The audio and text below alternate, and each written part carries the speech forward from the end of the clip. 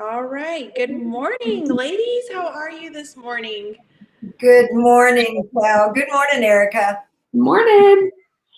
So we are going to start today by just introducing ourselves and kind of letting you know who we are. So first of all, we are Readiness Group, and we are a group that does resiliency and wellness training. I am Dr. Kelly Guidry. I am a licensed counselor, and I do lots of work, primarily mostly with families and kids. And so I kind of bring that angle to this conversation, and then I'll let you girls take it away. I am Erica. I'm the physical therapist in the group. I have my doctorate in physical therapy. And I'm Dr. Brenda Tillman. I'm a trauma therapist, solution-focused EMDR. So mostly with high stress, high threat organizations and individuals.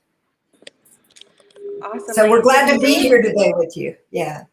We are. We're super excited. And today is Good Friday. So I hope that you guys are just thinking about what that means in your life and getting ready for the weekend. I think it's going to be a beautiful weekend, at least down here in Texas where we are. I'm actually in New Orleans today, but it's also beautiful here. And so I know my family's ready for the weekend. Do you guys have big plans for this coming weekend? No, not yet. Not yet. We are spending most of the day Sunday out on the ranch, out in nature with horses. So we're excited about that. Yeah. That's great. Awesome. Yeah, it's going to be a lovely weekend. Maybe just relaxation. Maybe, it'll be a lovely weekend no matter what. Mm-hmm. I was really excited this morning. I turned on the television as I was getting dressed, and this morning they had an F-16 fighter pilot on talking about gratitude and talking about Good Friday and talking about, I thought to myself, whoa, this is just awesome. I mean, it's really beginning to touch all of the, when it gets to a fighter pilot group, it's arrived, right? For gratitude and all of those types of things. So I was thrilled to see that on the news this morning. Mm-hmm. Yeah, so that is our topic for the day, which is gratitude. And so as we're talking through this, we want anybody who's watching to drop what they're grateful for in the comment section. We want to hear what it is that you're grateful for. But we're going to be talking about gratitude as a bigger picture concept and why it is so important that this, and how this plays into resiliency, because it's big. It has a lot of impact for, your brain functioning and what that looks like and how it even changes maybe how your brain fires over time. And so we're going to kind of start there. But let's just start with the question of gratitude as a concept. And, when we're looking at it, are we looking at big picture gratitude stuff, ladies, or are we looking at more specific stuff? And what does that mean? Go ahead, Erica.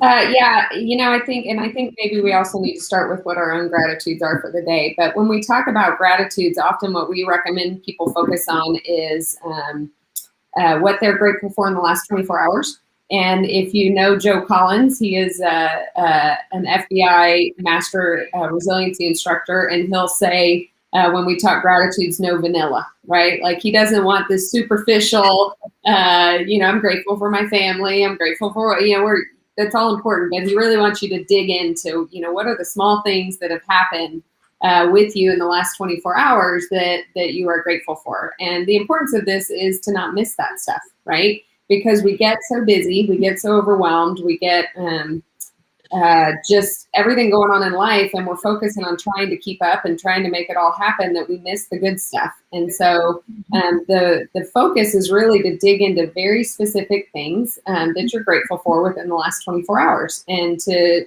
not miss those things, so that you focus on the positivity rather than the stress and trying to keep up and the negativity and all of that kind of stuff. Right.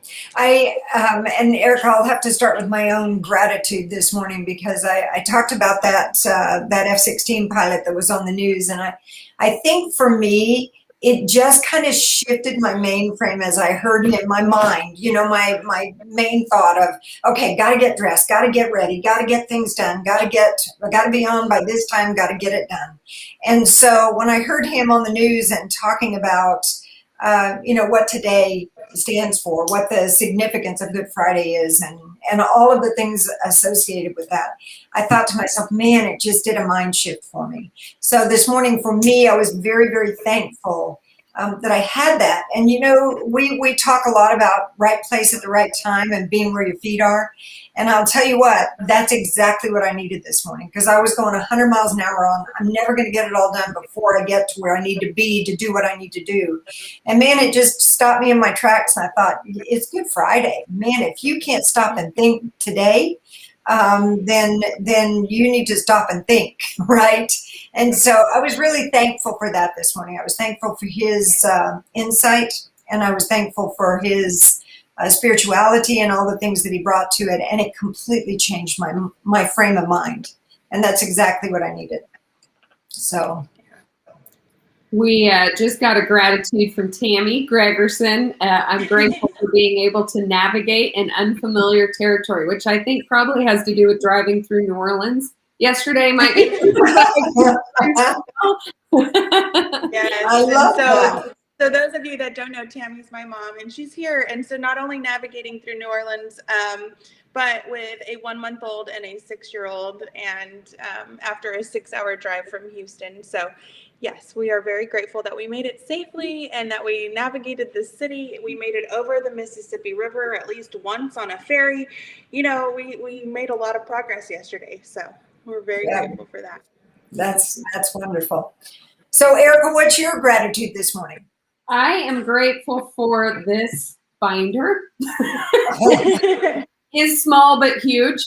We are working with Dallas Fire next week to teach resiliency to all of their lieutenants and captains. And it was quite a feat to find a place that could emboss the Dallas Fire logo on 350 binders. And I didn't get to preview them, of course, before we got it, to make sure they were good. And I was worried about them getting here on time. And they all showed up yesterday afternoon, and they look fantastic.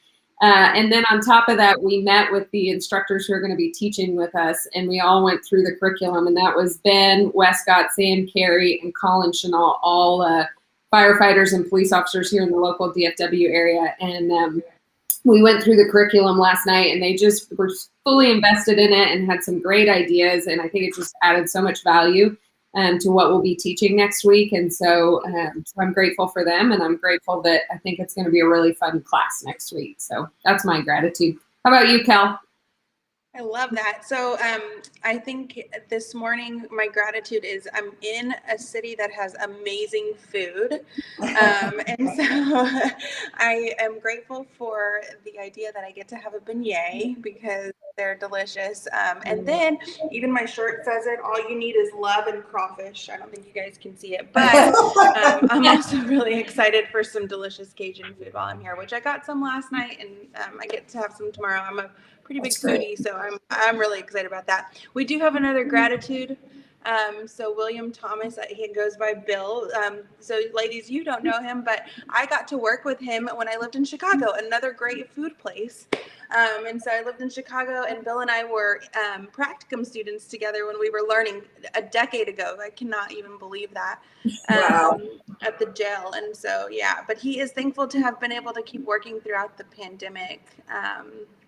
And I think that's huge. I mean, what an amazing statement to make, because this is a time in our lives when people have not been able to do that. And so the fact that you have that, kudos. I think that's awesome. And it's such an amazing thing to be grateful for. So that's very, very true.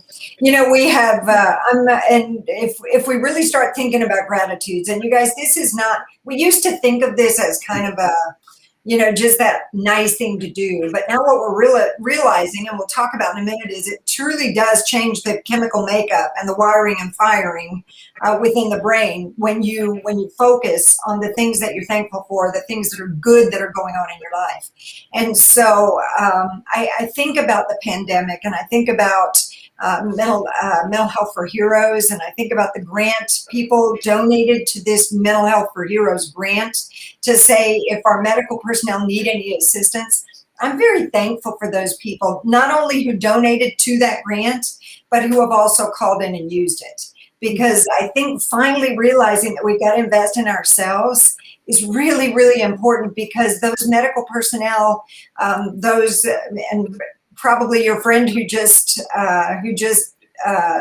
came in on the program, I'm telling you, you give so much to other people that you don't often realize that, I need to use for myself. So I'm very thankful for those individuals and for the ones who donated and the ones who use programs like that.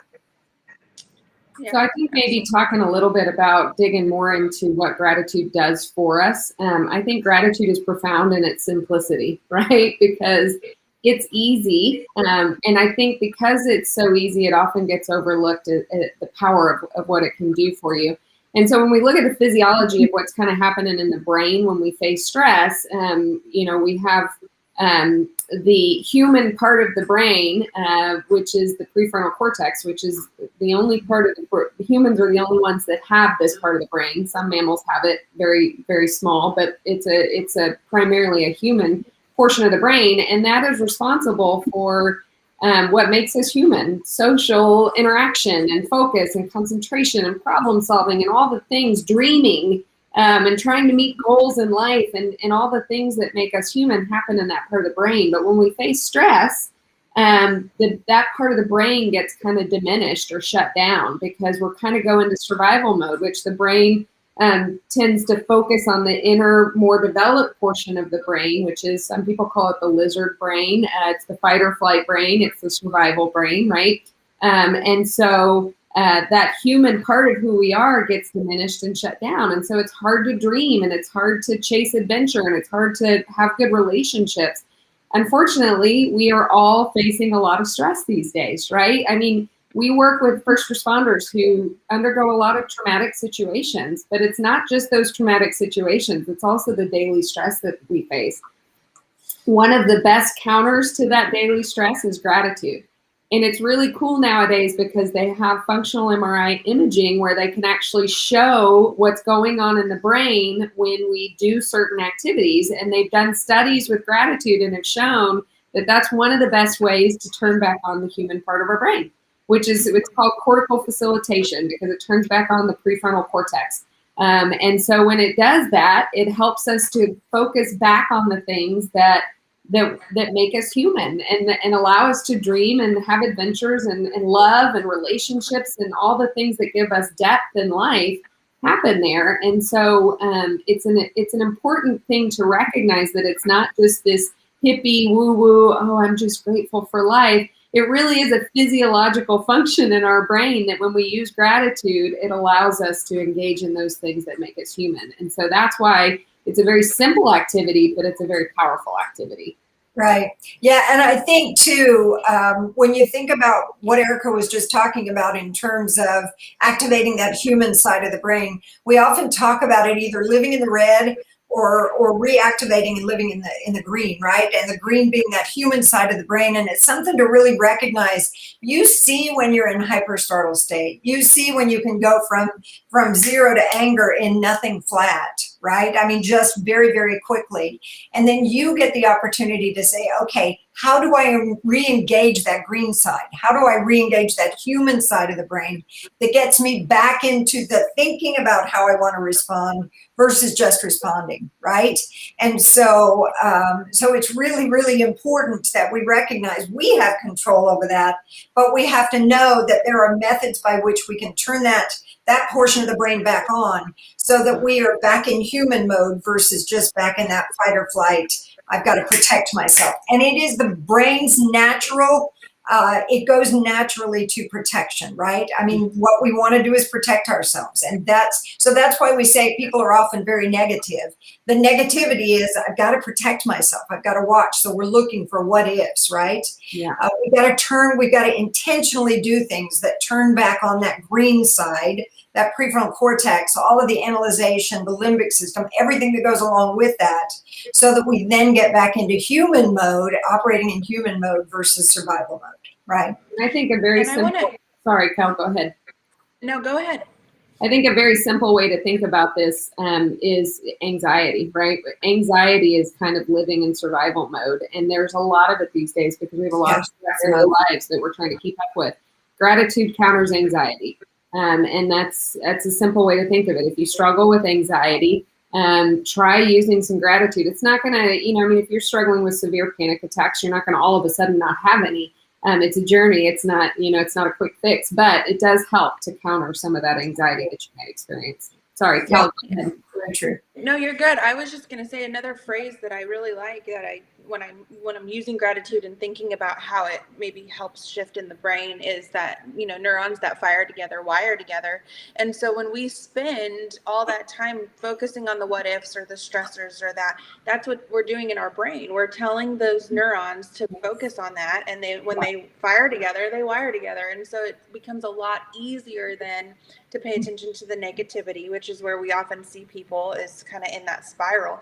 So once you start intentionally focusing on gratitude or things that you're grateful for, and not the vanilla, right? Those like itty bitty things, like, I can right now, my husband and I have a war going on in our car of the cedar heater versus the cooler, and where it's like a competition. You can trick each other, but it's little things like that where we smile about it and we laugh about it, and I'm grateful that he's willing to do that silly thing with me. And it made our 6-hour car drive a little bit less with a newborn baby, a little more tolerable. Yeah. But it's those little things like that where if you can really pay attention to that and you start to focus, you're going to see that it becomes easier to find more things to be grateful for, because again, you're wiring those neurons together when you let them fire together. So I want to jump now because we have a little bit of time left, and I think this is the application piece, right? So we've talked about what gratitude is, we've talked about why it's important and how it shapes your brain or can make those brain connections different. But now, how do we do it? What are some good ways to start getting into a place where we can intentionally focus on gratitudes every day? So do y'all have any? I have a couple of ideas, but I'll let you guys take it. Start, Kel, go for it. Yeah. So one thing I have, we talk a lot about the book Atomic Habits by James Clear. So I've made it a habit of mine, and I found a place where I can do that. And it's a place where I get alone time, which is the shower. And so I don't have any other distractions. But I spend some time there kind of reflecting on things that I am grateful for. And so it's built into my daily routine that way, where I have a time that I've got it designated. No matter what, I have a place that I can kind of focus and do some reflection on some gratitude. So finding a place you can build that into your routine and make it a habit, I think is one way to start putting that into, application and practical use. Yeah, I think also is a huge element of this is recognition. One of the places I use for that calm place, believe it or not, is a drive. Driving from one place to the next, I find the music I like in my car, or I find and then what I look for versus thinking about where do I need to be, where do I need to get to, what needs to be done, and what wasn't done yesterday. I think about, man, be where my feet are, look around me and see what's going on. And when you see the trees and the bright green of the new leaves, and and yet the conversation is always about allergies, isn't it? I mean, it's always about, this time of year, So, and I think that's a perfect example of the fact that we can either go negative, we can choose to go negative, or we can choose to go positive, one way or the other. And it's not easy. So I think for me, I use that time just like you do to kind of find what works. Mm-hmm. But then I also want to tell you that in every class we've ever taught where we've used gratitude as a resource, everybody says when they do it the first time, it's a really difficult thing to do. And then all of a sudden when you start looking for it, you've got hundreds of gratitudes. It's like, oh my gosh, look at the sunrise, look at the trees, look at the, the people around you, somebody who actually let you in instead of cutting you off. The things that work, you begin to recognize versus the things that aren't working, because those are really easy to see and really easy to be our focus. Yeah. Ben put in there, Ben Westcott, we have gratitude text group. Every day, the 4 of us send our gratitudes to the group. Which is an awesome way to do it. And I think this is a good place to recognize that you really need to tailor it to your personality. For some people, social interaction is what drives them. And so having that text group where they can share those gratitudes on a daily basis is a powerful thing. For others, I have a gratitude journal that I use, and I like to sit kind of like Kel and have some quiet time where I can write that down. I'm not religious about it. I'm not, you don't want to make this a chore for yourself. I try to get to it every day. I don't always, but it's, you kind of need to tailor it to your personality and do it in a way that fits with your schedule. Another thing we do as a family is with our kids, the morning routine can be stressful as a family. And so what we try to do, we call it the gratitude drop off, where in the car on the way to school, we talk to our kids about one thing they're grateful for. So it kind of helps reground, recenter before they go into their school day. And I have a 13-year-old, and sometimes her gratitude is that she's grateful she gets to get out of the car and not talk about gratitude anymore. And that's fine. We laugh about that. Sometimes we're not happy with the morning and it's not laughing, but yeah, that's something that can be powerful to help kids kind of recenter for their day. I love that. Yeah, so my mom jumped back in, and I want to say my mom is an assistant superintendent, and their school district does some really amazing things. But one thing that they do, and I've seen this in their meetings and just their daily interactions, so they write or they orally give affirmations every day, and it's their leader. So this started top down. It's an expectation. So they just know, like, it's going to happen. They're going to hear it. They're going to give it, and it's done on a daily basis. And that's a work culture, which is so cool. If you can find a way that you at work or at home or whatever, and you can do those little things. I make sure that I write notes every day, and I just hide them in different parts of my daughter's backpack so that she can find them. And at first she was like, what are these? And now she comes home if I forget to do it, and it's like, Mom, you didn't leave me a note today. Yes, yes. Erica's daughter is the same way. Yeah. So finding those, I think too that with this, so there's ways that you can do this in the moment. So if you're feeling particularly stressed out, a good gratitude exercise and question is to say, okay, what's one thing right now in my immediate environment that I can be grateful for? And so you literally stop yourself. You look around and you say, okay, right now you guys can't see it, but I have this really pretty plant that I'm looking at, and I can be grateful for nature, and I can be grateful that I can have the ability to just admire its beauty. And if you can stop yourself in that moment of high stress and give yourself the opportunity to ask that question, that takes practice and it takes work. This is a crawl, walk, run kind of a thing, right? So you got to start off slow and build into it. But finding ways that you can do that in those moments can help also ground you and bring yourself from maybe a state of chaos to calm. So gratitude can also work in that capacity. Absolutely. So many. I think with this weekend coming up, a great place to start for a lot of families would be Easter brunch, with their families. You can kind of choose how you want the conversation to go for Easter. And I think a great way to start could be going around the table and just talking about one or two things you're grateful for with your family. And then just pay attention to how it changes the general feel and the conversation throughout the rest of your brunch. Yeah. I think about, Erica, gratitude, the gratitude thing that, the gratitude journal that you were talking about. And I think about the aspect of, we've all talked so long about the fact that 2020 was just a terrible, hard year. Can you imagine looking back on a gratitude book about 2020 and having the opportunity to see the good things that were going on during 2020? Because there were some. I mean, there were a lot of them, and there were daily things that you recognized. And the challenge comes in the fact that we can go back to the bad things. We can always go back to those. It's wonderful to be able to go back to the good things. Yeah. So whether it's a gratitude jar, and I love the brunch, I love talking about the fact that, pull something out and just ask a question. We did that with a fire station once, and pull it, so can we take one of your gratitudes? He said, please take them. And so we pulled one out, and it said, talk about a teacher that you're grateful for.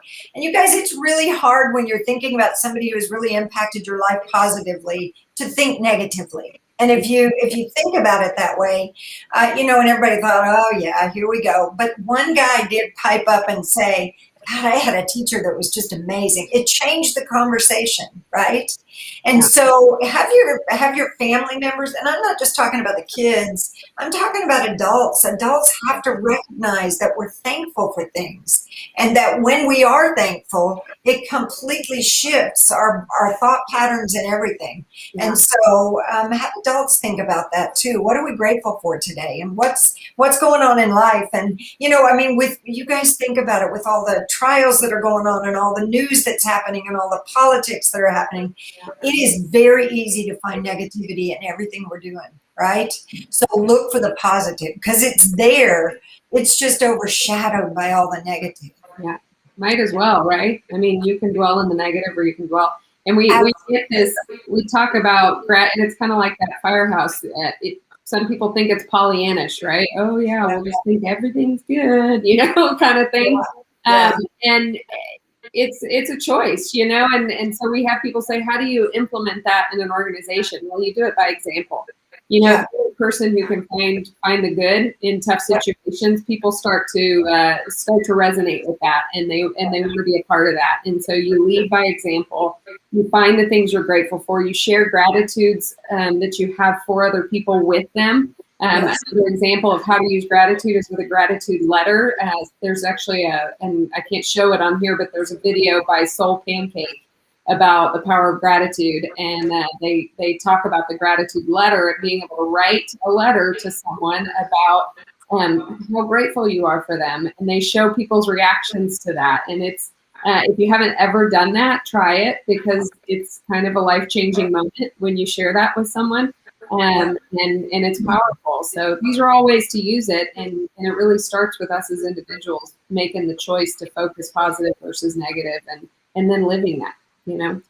We finished a 3-day course not too long ago, and at the end of we use gratitude throughout the course, but at the end of the course, one of the things that stood out the most was how much easier it became to recognize the gratitudes by the end of the 3rd day, right? Yeah. And so it's habitual. I mean, it literally is. You're creating a habit of recognizing what's good in your life versus what's bad in your life. And as both Kel and Erica mentioned, I mean, the neurons, I mean, the glue, the strength of that, it's pulled together by wherever you go, right? So if it's negative, that's what's going to be stronger. And if it's positive, you're going to look for that as well. So create the habits that change the chemical makeup, that make those serotonins and get rid of the stress hormones, and just give you the opportunity to really enjoy and see the goodness of what's going on out there. And all of a sudden you'll see a significant shift.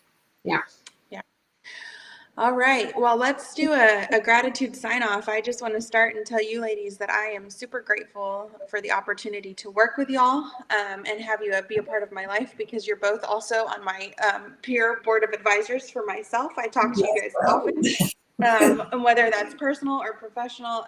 I'm just super grateful to have you guys be there and be a part of that for me. And so if you guys have any things that you want to say you're grateful for, and we'll then sign off. Yeah. I'll say ditto. Yeah. Me too. It's a me too moment. Yes, me too. But seriously, I'm grateful, Kel, that you're with us full time now, and we're kind of growing this all together, because the ideas you bring and the creativity you bring to all of this has been really powerful just in the last 3 months. We've only been all together full time 1 quarter, and it's already different. So I'm very grateful for you as well. Yeah. And I think lastly, I want to thank, we've got some really dedicated friends and professionals out there that kind of stick with us.